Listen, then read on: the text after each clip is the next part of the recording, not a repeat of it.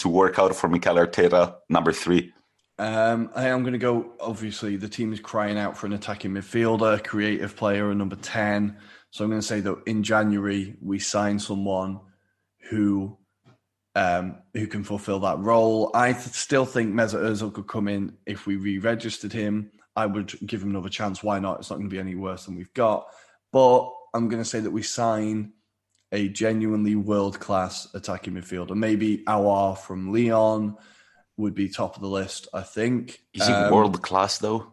I think he's not quite yet, but we're not going to get a world-class player now. We're going to get someone who's world-class in a few years, maybe. Let's say you're not the most attractive destination at the moment. Yeah, I think you've really got to be able to see the long-term plan there, which there definitely isn't. But anyway, Aouar or Jack Grealish, I would say. I would fucking love to see Jack Grealish playing at the carpet. That would be a signing. I would love it. I would love it. Yeah, so an attacking midfielder, definitely. And then 2 more, right? 2 more. I think I'm going to say... I like our defense. Even though they're not like great, I like our young defenders, right? I think we've got like Tierney, Gabriel, Holding. They all kind of... I do like them, but I'm going to say maybe... We sign a leader. We sign a player that can be the leader for the team. So someone who is actually captain material, someone who is ambitious, someone who's gonna there was a quote I saw during the week from Thierry Henry that was like, if you don't want to die for the badge, get out the club. And that's the attitude we need to have, really. And we need a player like that. It's what we've been crying out for years, and we don't have it. So I would say possibly a centre-back who is a leader. I think David Luiz definitely does not fulfill that role, unfortunately.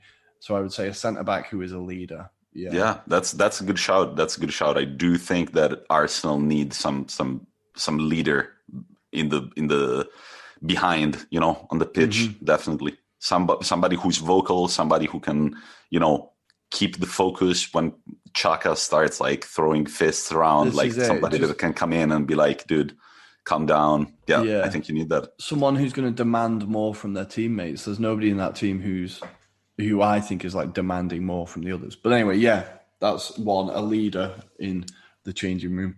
And final wish, the 5th one. Final wish is going to be... I don't know, this is a difficult one. I feel like it should be something about the structure of the board. Maybe that the Kroenkes fully back the club, that they finally, obviously they put their hands in their pocket for Thomas Partey this summer, but that's only out of necessity. And if they do in January, it will again be out of necessity. But I hope that they start to run the club like they run the LA Rams, if you know what I mean. Like the Rams are their priority. Obviously, they prefer American football. They're American. I get it. But if they tried to run Arsenal as a successful venture like the LA Rams and like the baseball team they have, I can't remember who it is now. I think, for the Kroenkes to try and take the club back to where it was. They've been coasting for too long, and I think for a while they didn't care as long as the bank balance wasn't affected. Well, the bank balance could be affected pretty fucking quickly if things don't improve by May. So, for the Kroenkes to back the club more, I think is my final wish.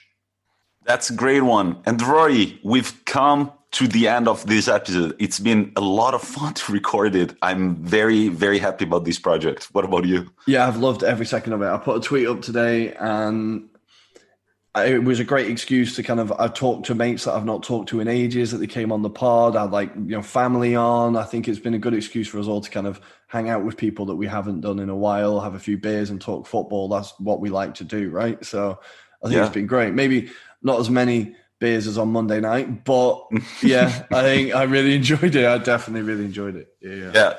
It was awesome. It was a lot of fun, and there is going to be one more episode from us before the end of the year. So look forward to our last episode for 2020. For now, listeners, we just have to thank you a lot for your support. Twitter community, you've been awesome. It's been a fun ride, and we intend to keep going, and I think that we are going to use the holidays. Also, we don't have as much work to sort of plan ahead. Yeah. And I think there is going to be some exciting news coming up. Yeah, exactly. Just what Tommy said. It's been so much fun so far. It's only the beginning. And to us, or from us at the Anglo-Italian pod, Merry Christmas and Happy New Year. I hope you have a good ending to 2020, seeming as the rest of it has been so incredibly shit.